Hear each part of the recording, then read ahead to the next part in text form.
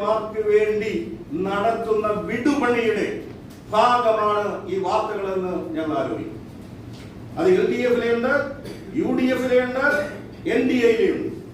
പക്ഷേ NDA-യിലെയും UDF-ലെയും LDF-ലെയും സാമാന്യ ജനങ്ങളും സാധാരണക്കാരും അനുയായികളും പ്രവർത്തകരും വെള്ളാപ്പള്ളിമാർ എന്ന അധികാരത്തിൽ പോകുമെന്ന് ഉറ്റുനോക്കിക്കൊണ്ടിരിക്കുകയാണ്.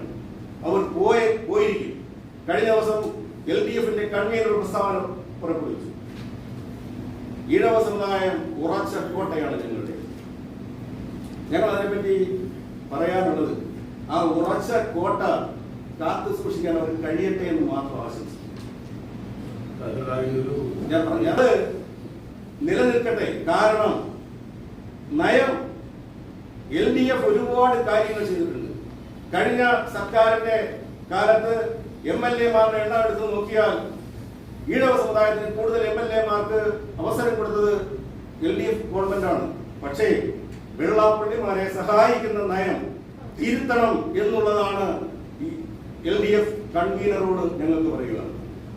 അതില്ല എങ്കിൽ അത് വ്യക്തമായി പറയാം, നമ്മൾ എടുക്കുന്ന കണക്കുകൾ തെരഞ്ഞെടുപ്പ് കഴിയുമ്പോൾ പാർട്ടികൾ എടുക്കുന്ന കണക്കുകൾ റിസൾട്ട് വരുമ്പോൾ കാണാത്തതിന്റെ കാരണം ഗ്രൗണ്ട് റിയാലിറ്റി മനസ്സിലാക്കാത്തത് കൊണ്ട് മാത്രമാണ്.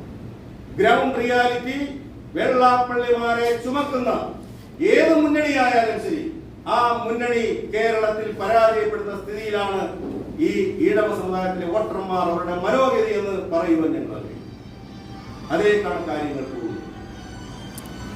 അപ്പോ ഈ അവസരത്തിൽ ഞങ്ങൾക്ക് പറയുവാനുള്ളത്, വെള്ളാപ്പള്ളിമാർ NDA മുന്നണി വിടില്ല. അവർ ഒരു കാരണവശാലും വിടില്ല. അവർക്ക് LDF മുന്നണിയിലേക്ക് ചേക്കേറുമെന്ന് പറയുന്നതും UDF മുന്നണിയിലേക്ക് ക്ഷണിക്കുമെന്ന് പറയുന്നതും വെറും പൊള്ളയായ പൊള്ളയാണ്. അങ്ങനെ സംഭവമേ നടക്കില്ല. NDA മുന്നണി വിടുന്ന ദിവസം അച്ഛനും മോനും ജയിലിലിരിക്കും എന്നുള്ളതിന് സംശയം. ഇതാണ് നഗ്നമായ യാഥാർത്ഥ്യം. ഈ വരുന്ന ദിവസങ്ങളിൽ ഏത് ദിവസവും, നാളെയെങ്കിൽ നാളെ, ഏത് ദിവസവും വരാം, ഞങ്ങളൊന്നും പ്രതീക്ഷിക്കുക. ഈ ഹൈക്കോടതിയിൽ അയോഗ്യതയിൽ വിധി വരുന്ന ദിവസം ഒരു പാർട്ടി കേരളത്തിൽ മരിക്കും. അത് BD ദേശം എന്ന പാർട്ടിയാണ്. ഞങ്ങൾക്ക് ആ വിധിയിൽ പൂർണ്ണമായ വിശ്വാസം. കാരണം ഞങ്ങൾ നിരത്തിയ വാദങ്ങളും ഞങ്ങൾ ഉന്നയിച്ച എല്ലാ കാര്യങ്ങളും പൂർണ്ണമായും ശരിവെക്കുന്ന തരത്തിലേക്കാണ് ഞങ്ങളുടെ വാദഗതി ഉന്നയിച്ചതും ആ കോടതിയിൽ നടന്ന വാദങ്ങളെന്ന് ഞങ്ങൾക്ക് മനസ്സിലാക്കിയിട്ടുണ്ട്.